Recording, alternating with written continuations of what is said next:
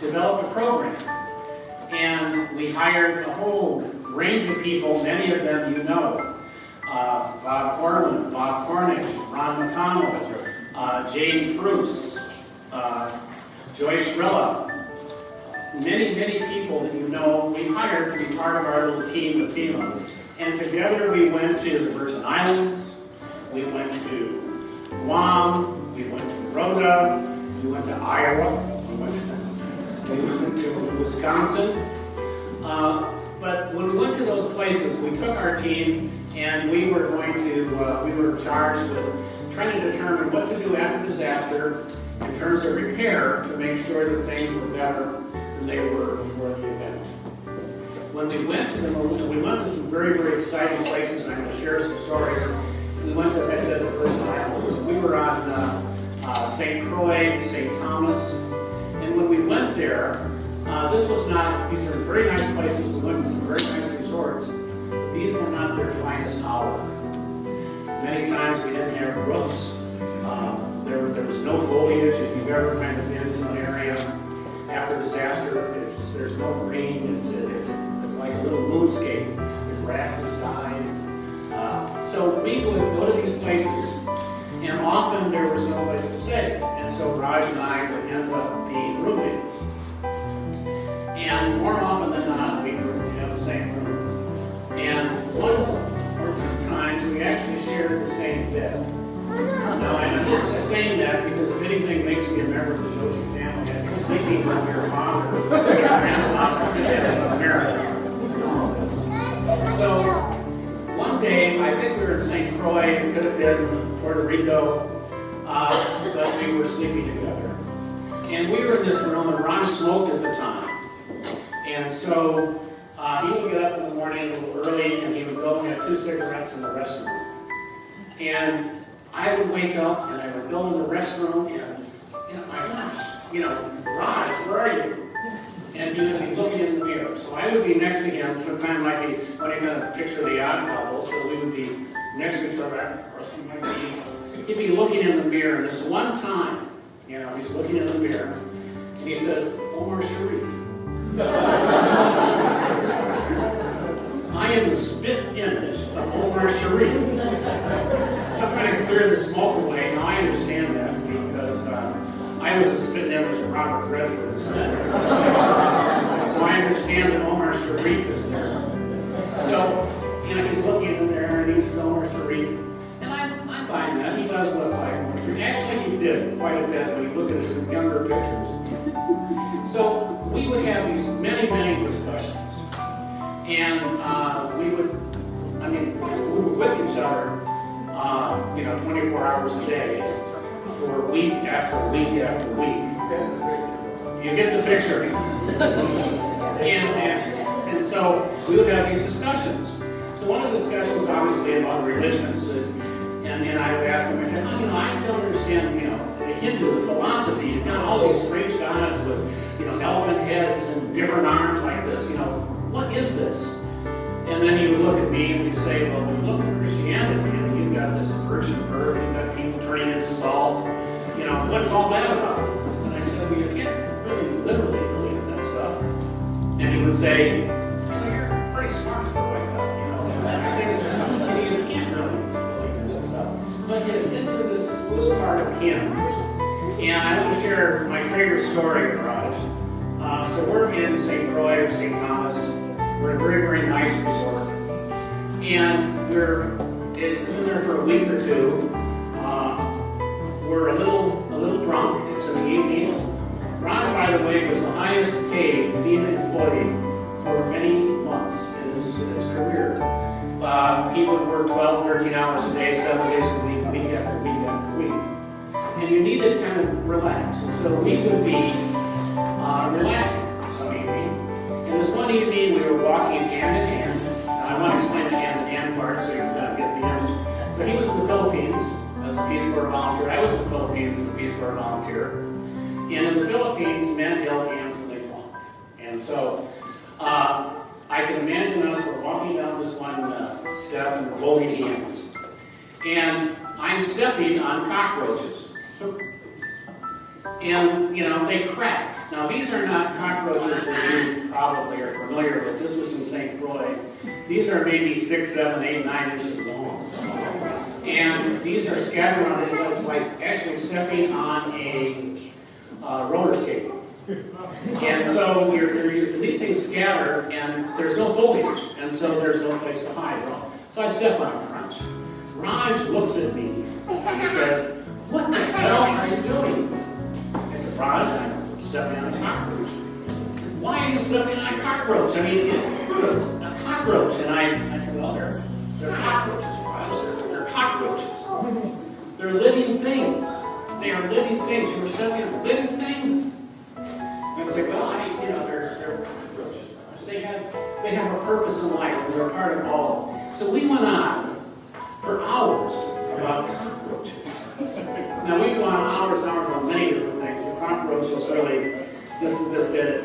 And to this day, you know, I live in a floating home, and on this day, I still want to kill spiders. We take spiders, we put them in glasses, we take them out to the neighbor's house. But that was Raj. And I have everybody, by the way, has turned off their phones. So Raj and I worked in many, many places, as I said before. We organized committees on how to repair equipment. We had a cadre of teachers that we gave workshops. And Raj was extremely vital part of that whole system, that whole time in my life. But Raj, many of you know, he came here in the 40s and 50s. And life wasn't always easy for Raj. Raj, when he worked for me, he was, I'm going to kind of image of the house. There's an old TV show that there was this anesthesiologist, or wasn't an anesthesiologist, he was he interpreted diseases and things. But he was extremely bright. Raj was that house. Raj, when he went to a site, we would have to determine if this building should be repaired, not repaired, if it was repaired, if it was rebuilt, in what status, in what state it should be. And so he was house. And when I think of him through life, and I think of the amount of talent that he had, and he certainly brought to us, there's a little sad part, because he had worked very hard on the Growth Act for the state of Washington. And at one point he was very much excited about being at the Plan Commission and being the director of that effort, in the direction of that effort. And he was told, very frankly, "I'm sorry, I don't think that you would be a good person for this job, because you're not white. You're not, you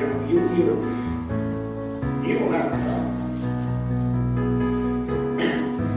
He mentioned this like 3 or 4 times. It wasn't a big part of his life. And I want to say that Raj was not affected by this consent. It didn't really lower his expectations of himself. It didn't really lower his self-esteem. But it's not to say that he wasn't pissed off. And it wasn't to say that we didn't really lose something by not having him in that position, in the positions that he was not allowed. Picture us at some kind of a well in the middle of the desert, and, dark horse, there's Raj. So, that's my English. Thank you.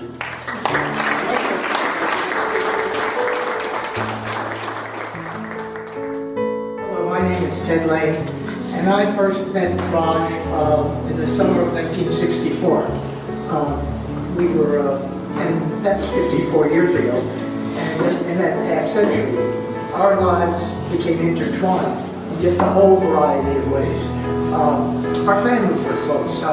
Many of the times I brought my sons, Jeffrey, Josh, we'd sit in the back behind the house, and there was a large plum tree, and the kids would climb up into the tree picking plums, while Raj and I would sit down below drinking some beer and wine, and Irene would come out and join us.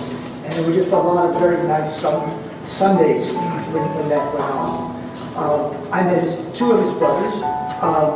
One I was actually working in Washington, D.C. with the White House Conference on economic growth. And Raj arrived for something or another, and he gave me a call Friday. We got together on Saturday and spent the day together. And one of the things we did in the late afternoon was his brother, who worked for Voice of America, and he broadcast in Urdu to the Indian subcontinent. And so then he broadcast all night and he'd sleep all day, and we just barged in on him and woke him up. I remember he wasn't that happy, but he was glad to see Raj, and then we got a six-pack of beer, went up to the roof of the house, and spent the rest of the day talking, kibitzing around, and just having a good time. His other brother came to Seattle, and we went out on a boat together, it was our boat, and took him on a tour of the ship canal, the lake, and we just had a wonderful time together. Obviously, we became families. Irene was a critical element and an important person, who was very important to Raj and was wonderful to know. And my son Josh and Anisha became partners, and in fact, I think they were married at Susan's house and had a reception in my house, and the families were very close. Raj and I also worked together a lot. I mentioned 64. I was still in graduate school in that summer. I grabbed off a job working at the Puget Sound Regional Transportation Study, and Raj was the planner, and I worked there as an economist, and the two of us got to know 3 months together, working back and forth, and just really got along very well. And then we got back the end of the summer. I was back at school, finished up, went off and taught at Wisconsin, and came back to Seattle and started a consulting practice, a small one of my own, and was hired, of all people, by Raj Joshi, who is the chief planner for the Washington State Office of Economic Opportunity. And we did that. We worked together for 6 months on this project. Then obviously there's a Human Resources Planning Institute, R.I.P. Raj was our chief planner, as well as he had a wonderful feeling for talent, for people's potential and what they did. And he was also just a great mentor, and he mentored everyone on the staff, and was just an important part. And Bob was talking about being in VI. Actually, I was in Puerto Rico with our consulting practice, which got larger. We had an office there, and we were there when Hurricane Hugo hit. And it wasn't as bad as Maria, but it was bad enough that we didn't have any water for 2 weeks, and we didn't have any electricity for 2 weeks. And Raj arrived on his way to the Virgin Islands and called up and said, "I'm here overnight, why don't you come on by?" Well, he was staying at a hotel, and they brought in water by the truckload, and I immediately zoomed over there and took the first shower that I had in 10 days. It was a real treat. We worked together a lot. We spent a lot of time flying back and forth to Alaska, where we worked. We wrote a couple of papers together, presented them to the Western Regional Science Association. And on one of them, which was held in San Diego, we spent a day making a side trip to Mexico, where we drank Mexican beer and met Mexican people and had a wonderful time. Raj at R.I.P., by the way, was also in charge on Friday afternoons at 4 o'clock of sending out, getting some beer and some goodies, and at 4 o'clock all work would stop, and there would be the party for the staff, and it was great fun. And finally, also, I have to say, Raj was a wonderful friend. I started playing tennis in my 40s, and Raj, he'd been playing tennis all of his life. And he just was infinitely patient. I would be hitting balls all over the court, sometimes out of the court and over the fence. And Ron would just say, "That's all right, Ted, just keep with it." And we would go back and forth. And he was also, by the way, in addition to being a very good friend, he was very competitive. Because over time, over 3 or 4 years, my skill began to pick up, and I became competitive with him in tennis. And he realized that I had cataracts, and so the ball was, if there was a lob that was up high, I would lose sight of it. And he took great pleasure in lobbing me to and I finally had an operation on both eyes, got rid of my cataracts, and he stopped lobbing. In many ways, this past week, 14 pipe bombs and 11 people dead in a synagogue in Pittsburgh, made me think about Raj. He had an amazing part in his life. I mean, he grew up in India. He was a Brahmin and came from a family whose wealth and privilege. We all know that Raj loved to garden, but when he used to tell stories about gardening in India as a boy, he would talk about telling the servants where to plant things. He sat out in the garden. It was a very, very fine existence. He spent his teen years in Rome because his father was with the FAO in the research office. And again, lived a very good life. Got his BA in geography, an MA in planning, and came upon the world as, again, a well-educated, privileged young man. And he arrived in the United States in the late 40s, early 50s, and went to DC. And Washington, DC in the 40s and 50s was not a very good place. I grew up back east, and I remember being in Washington, DC, I think it was 52. There were white and black toilets. There were white and black drinking fountains. There was a black and tan cab company. It was the only one that would pick up blacks to take them anywhere. And so he came into this world, which was very, very difficult for him.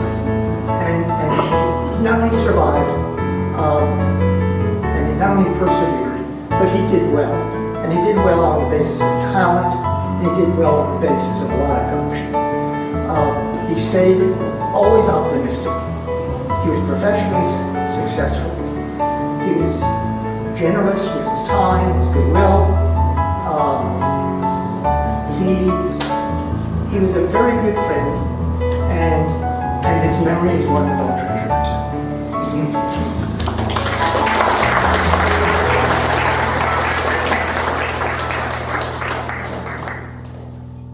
Thank you. My name is Ron Casperson, and I've been a long-time friend of Raj for eons. All those 65 and over who have sciatica, raise their hands. A cute story about the garden and living things. Years ago, Raj and Irene had this beautiful garden behind their house that backed up on a ravine. So Irene, not wanting to hurt any animal, and had a waging war against the gray squirrels, would trap them. And she would say, she would trap them, and then she would take them down to the lake, whatever the place is, and turn them in. So this is going on for years. Finally, she went down there one day, and she finally said, "What do you do with these squirrels?" The guy said, "We take them down to the ravine, let them go."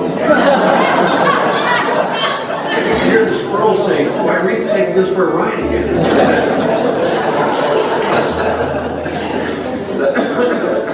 This is hysterical. So I met Raj, I think it was either 1970 or 1972. I was trying to work my way back to Seattle to the East Coast. And I met him through this wonderful friend of ours, Parsanas O'Brien, who's over in India. And hopefully he's getting better. He had some health issues, but getting better. And Raj and I became instant friends, and we had a lot of fun together. Irene didn't know all the stories. But we had a lot of fun, and we were dear friends, and we consulted together, we competed against each other, and through that all, we loved and respected each other. The one fun story I have is that this is in maybe the mid-'80s. Things were not good, and most of us were trying to get any kind of a contract at all to fair mortgage. So there was a $5,000 contract for the city of Omak, and Vince Lyons was the lead on it, and he said he put together a team of Vince, myself, Raj, and Jim Hansen. And we said, okay, this is great. And I found out that they were going to pay me $500 of the $5,000. I said, no, I'm backing out. So I backed out. 2 days later, Fred, Moran. no, it wasn't Fred Moran, it was Fred, I'll think of it in a minute. See, I'm 75.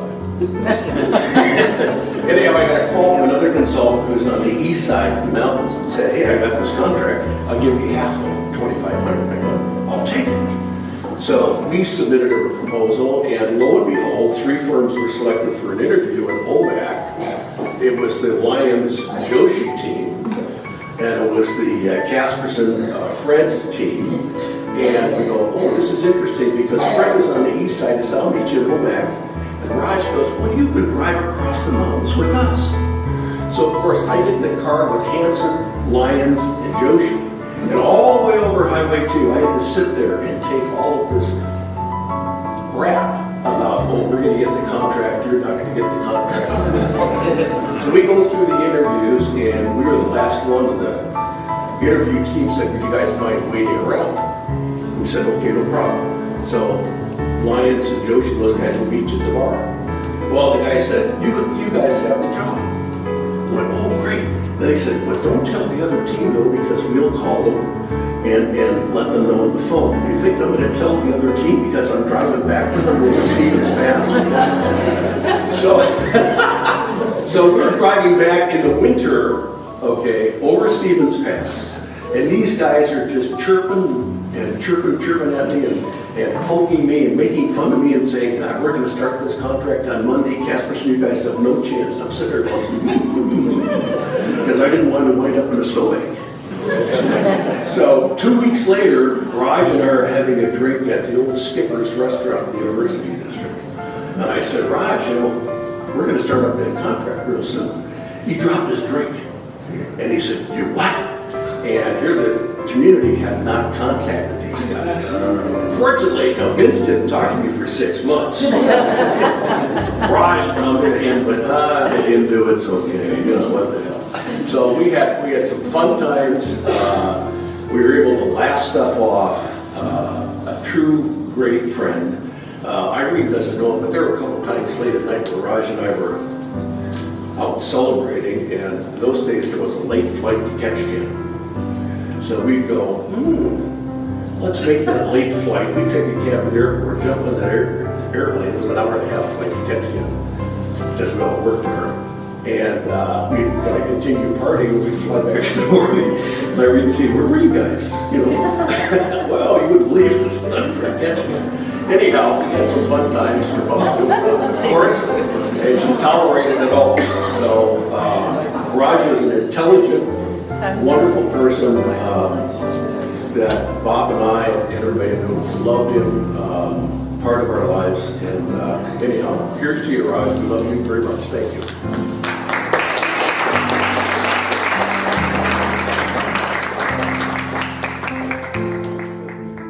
I'm Jack Peters, friend of Raj's and family.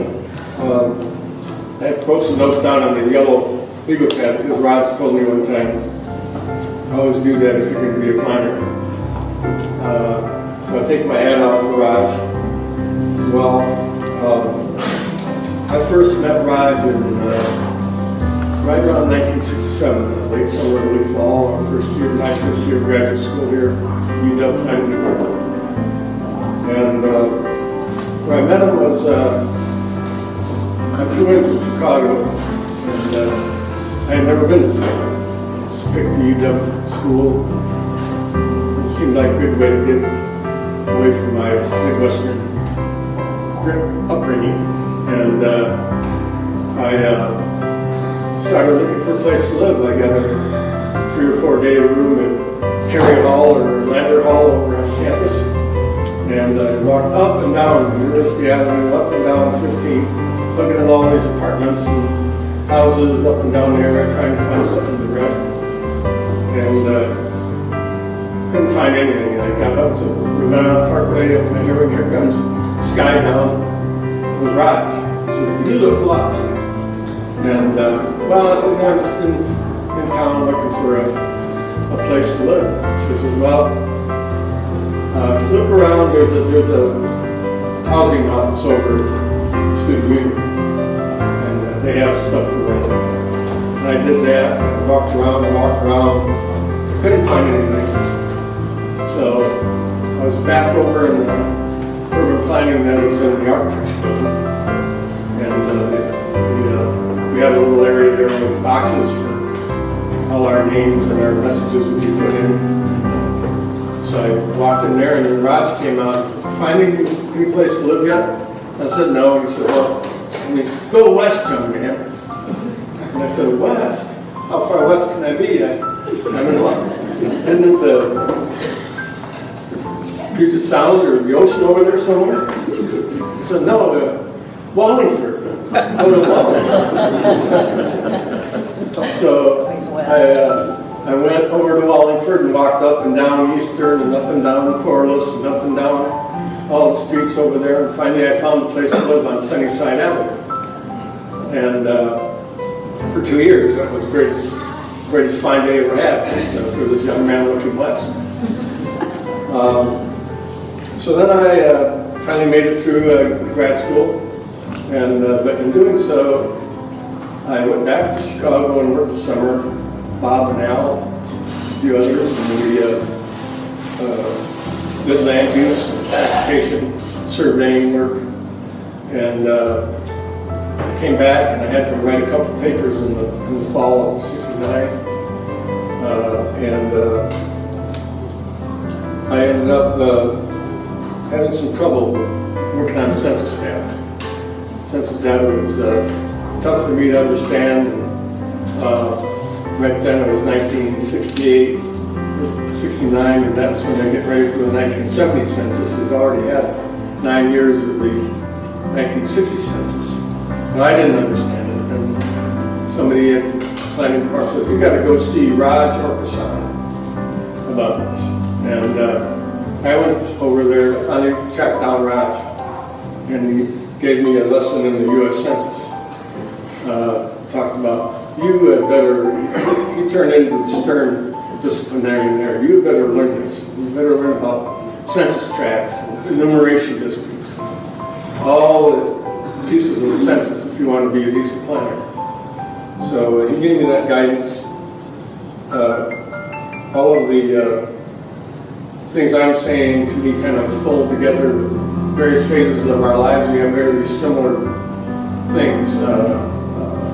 I remember playing tennis with him too. I was looking for a tennis racket and we would go to Roanoke Park over there the other side of the cut, and he'd say, "Jack, afterwards let's go over to Red Robin." And we'd go have a hamburger and a beer and then make it back out home.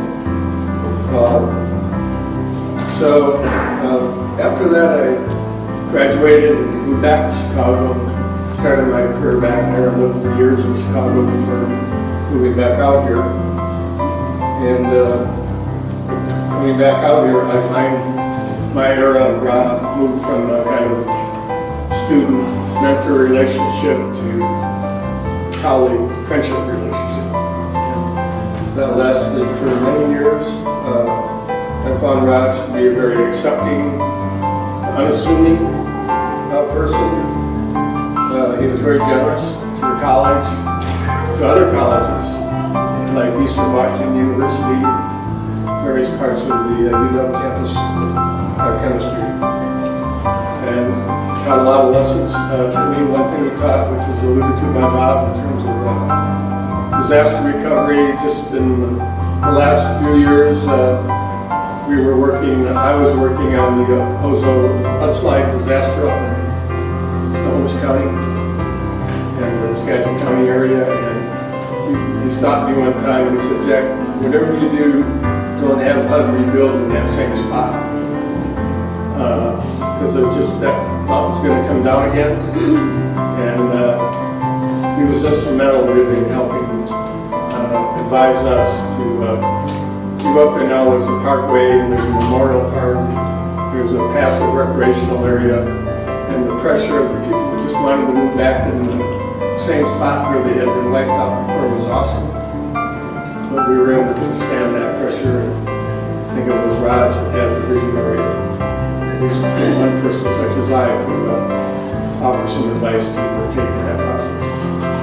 So, thank you very much.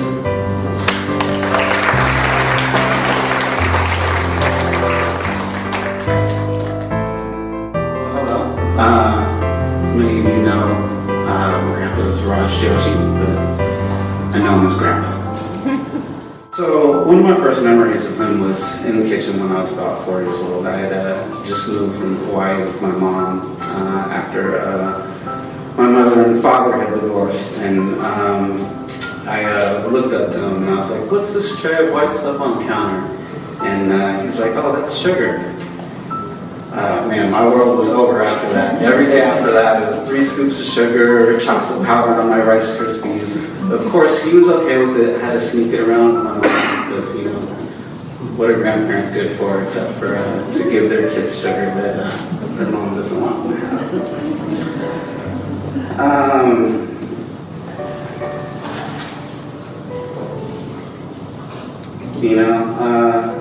He was there no matter what. Even if it was my fault, he put me through school, put me through private school. There was a point where I was going to Seattle Central and I was wanting to be an electrical engineer. I was studying calculus, chemistry, physics, second year German. He was extremely proud of me, and I ended up dropping out. I got a little behind in physics and screwed up that whole quarter for me.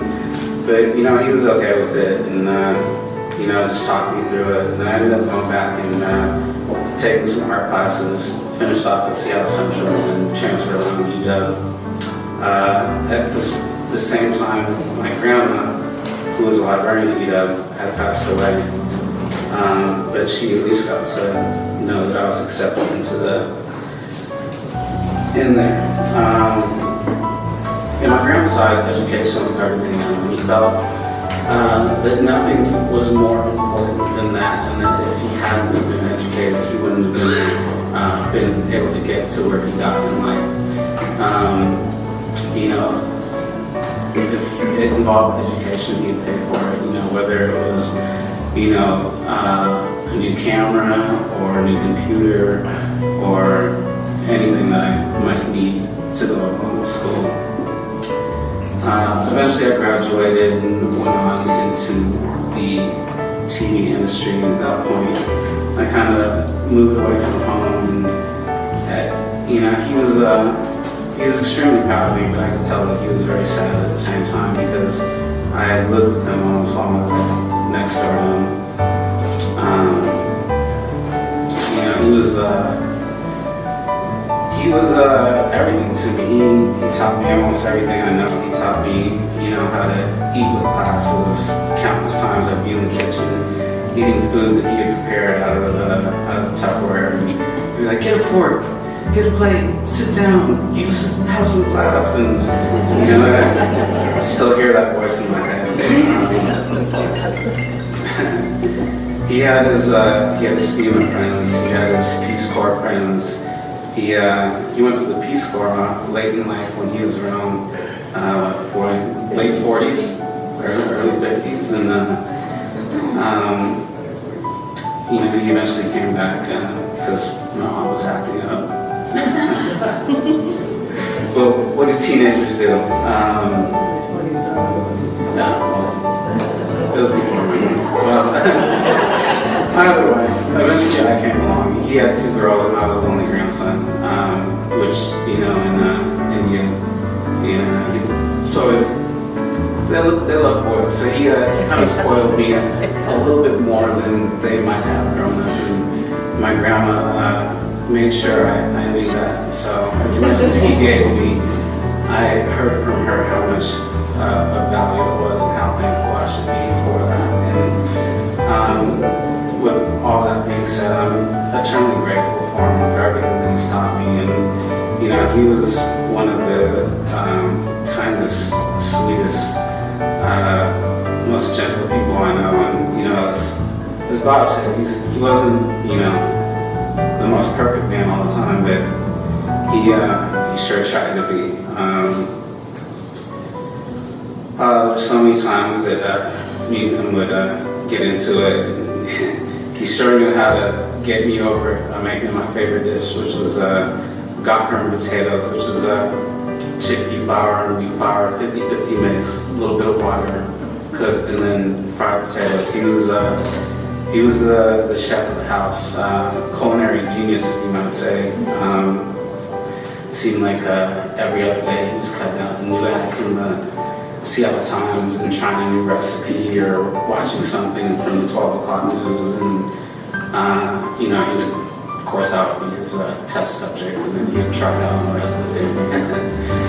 But, you know, he was always there, you know, despite working and traveling, you know.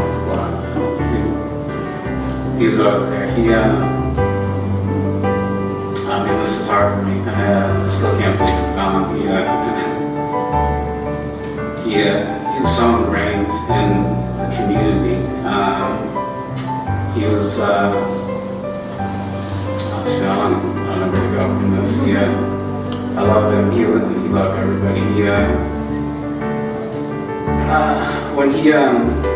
When he was passing, he was all of a sudden, he wasn't in pain. He had gotten, his kidneys had failed, and he was just more tired than everything. But one thing that I was thankful that he got to do was call all of his friends. He, at least everyone that he could, that was there. And, you know, if he didn't call him, he left a message for them. And in those last moments, he cried less than I'm crying now. He didn't cry one time the entire time. He was just so strong through it, and just thanked everybody for being a great friend to him, and how much it meant to him to have him in his life. And you know, I just want to pass that message on to everybody now. You know, like I said, it just means so much seeing everybody here right now, and you know. I love you all so much. Thank you.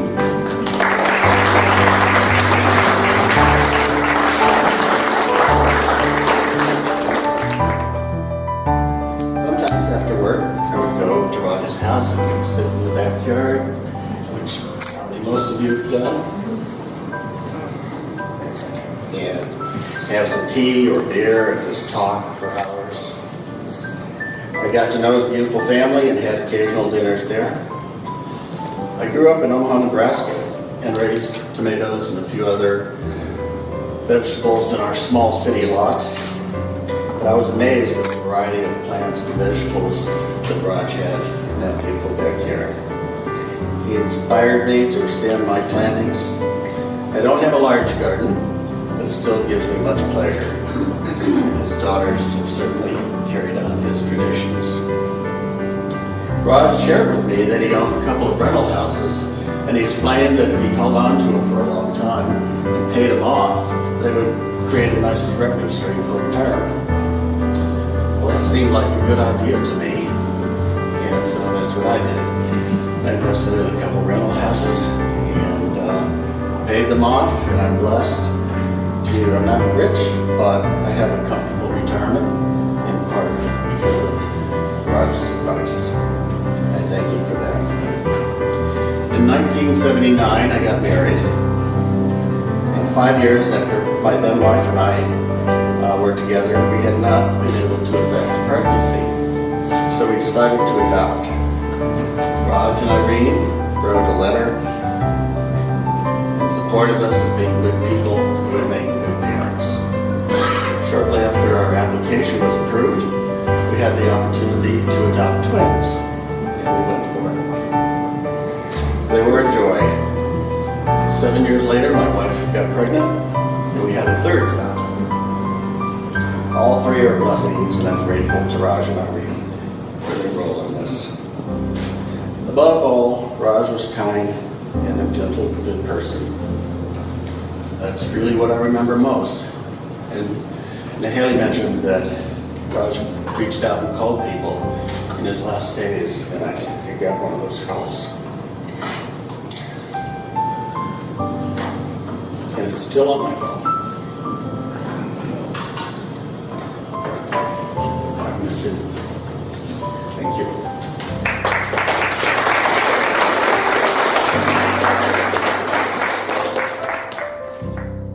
Everybody, I'm Julie Walton. I'm a friend of Raj's from the Peace Corps, and it's really interesting to hear everybody talk and you get a little bit different lens into his life. And so I'll provide you with another. I met Raj in Manila in 1982. We were in a program called LDA, which is a group of economists, architects, and planners. A little bit of an unusual group in Peace Corps terms, and I've been there for a year, so we overlapped. And one of the things that they do is they have the volunteers help place the ones who are coming in, and so we got their I was in the group that was helping do that, and we got the resumes and all this. We got this 11-page resume from Raj. God, what are we going to do with this guy? You know, I mean, he's a little, you know, not sure where to put it. But then, you know, we picked him up at the airport and took him in a bus to a hotel. And he comes in, he's like, "Hi, I'm Raj Joshi. Where can I get a beer?" I'm like, "Oh, he's going to be fine." And that's how he was the whole time. So Raj and I became great friends. I attended his training, and his kids have heard this probably 100 times. But one of his stories that he liked was we went down to a southern island during the training. We were building some wells, and he spent a lot of his time out at the Sari Sari store and also playing tennis. And he ran out of, I mean, as well as working, but he ran out of cash. And so he said to me, "Can you lend me 5 pesos?" And I said, "Well, no, but I'll pay you if you mend my shirt." And so that's the deal that we transacted. So that was one of his favorite stories. But my group was pretty rowdy, and we were the way the Peace Corps works is the groups are numbered sequentially from 1960. What were you about? Do you remember the number? I was one. You were number 1? Yeah. Okay. We were the 173rd group that came in, and this was right after Reagan had gotten elected, and we were all kind of aghast. And so we self-styled ourselves as Fighting 173rd, the new Peace Corps, kind of after the 101st Airborne. And so we made a logo like that and stuff. And Raj's group was the last one to come in, and they were really tame, and so they were known as the sedate 188, except for Raj. He was no way sedate. So, you know, I knew him very well there, and then when I came home, I had lived up here before Peace Corps, and I came back up after he was back, and he introduced me to Ron Casperson. We went out and we had beer, and then I went to graduate school and I worked in Ron's firm, which was a great thing for me when I was in graduate school. But it was always very good friends with Raj over the years and his family, and I swear I know every single thing about him to the point where I'd be like, "Raj, please stop talking." But one of my favorite memories is from years ago when I was over at your house, and he got out a box of really, really old photographs that were taken during his trip on a ship from India to Rome. And these fabulous small black and white photos that he had taken as they were coming through the Mediterranean, actually to debark in Rome when your grandfather first went to work for the UN, or in that job anyway. A really great afternoon, but mostly in recent years we had some Peace Corps reunions, and so a bunch of the Fighting 173 were kind of like the vanguard, and so we cooked up this idea in 2007, a few of us, to have a reunion in 2009, and we found everyone we could through word of mouth, and somebody set it up so we would have a reunion in LA over MLK weekend, and that's what we did. And so Raj and I went down to LA together to that reunion, and we had a great time, and I rented a Volkswagen convertible, and then we went driving all over LA after everybody went home while we were waiting for our flight to Hollywood, and had a great day together doing that. That's a great memory of mine. And then the last one that he attended was in 2013, also on Martin Luther King weekend in New Orleans, and that was a much smaller group of really close friends, and he and I went down there. And he was a little nervous, and because he would have been close to 80, about 79, I think. Anyway, he was a little bit nervous, and we had to change planes in Houston, and it's a big airport, and we were going up and down, and he was kind of, anyway, we did it, and we got to our hotel, and he called me, and he called me a lot. He was just nervous, I think, that on that trip, and so. When we hooked up with our friends, though, in the happy hour, there was a great big guy there, Mikey Boytner, who was fondly called the Boytner Beast, and that kind of says it. Big, warm, giant guy. He took Raj in hand.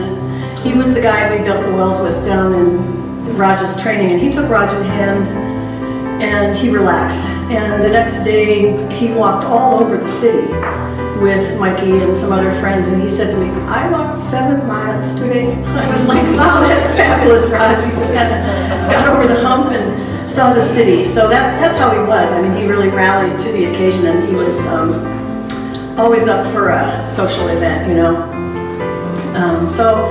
And then the last time I really spent some time with Raj was when he was in the hospital at Swedish after he had been medevaced home from New Zealand. And my office is nearby, so I would just run up the hill and see him a lot while he was confined there for quite a long time, I think a few months. And then at some point, he was over in the regular tower instead of the intensive care unit, and I walked in and he opened his mouth and he spoke, and I couldn't believe it because he came off of the vent, you know, and was talking again. So that was really fabulous too. And then the last thing is I was one of the people he called right before he died, and I couldn't come. I was on my way down to Olympia, but he called me and this little voice said, this is Raj Joshi. I have 2 days to live. And I talked to him, but I wasn't able to see him at the end. But he was, I don't know what he was. He was everything. But we had a great time, and he was certainly a big part of the Peace Corps. And I just want everybody to know he was definitely more of the fighting ones that we deserved than the sedate 188. Thank you.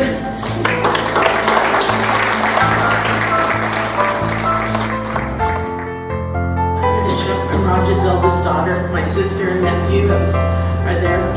On the table you will see that there are baskets of fruit, and there are envelopes. The fruit you can put in those green bags and take some home with you. There's pomegranates and apples. We would also really appreciate it if you had the opportunity or the inclination to make a donation to this University of Washington South Asia book fund that was started, the Endowed Book Fund, started by Raj and Irene about 15 years ago. They didn't want to put their name on it, but it is something that they started and was very dear to their hearts. So there's envelopes there if you want to do that. I don't know, now Haley covered quite a bit. And Ted and Mike and Bob and Jack and Ron. But one of the things I think was just so special about them is that no matter who you were, what day it was, whatever, you showed up, it's a glass of wine, cook some food, and he would insist that you eat with him. Even if you had already eaten, or even if you already had plans to go and eat somewhere else, he would sometimes guilt you into it. But the garden is interesting because there used to be grass and there used to be a swing set there, and in some of these slides you'll see that. And when he decided he wanted to do a vegetable garden, he made my sister and I dig up all that grass. And my sister and a friend of hers were, once it was dug up, they went and started playing with it and putting these jumps, and they were jumping over it like horses, and he was really, really unhappy because they were compacting the soil. But that's what we did. And then, of course, from childhood on, we've had a garden, and it's carried over to myself. That's basically all I do. When Josh and I were together, he helped me a lot building raised beds for me, and he enjoyed himself a lot being able to grow food with me. So that's another thing, is if you can plant some food, vegetables, and do some permaculture and just grow a lot of stuff. And there'll be some more food in the back, drinks over there, and the envelopes and the bags on the table. Thanks.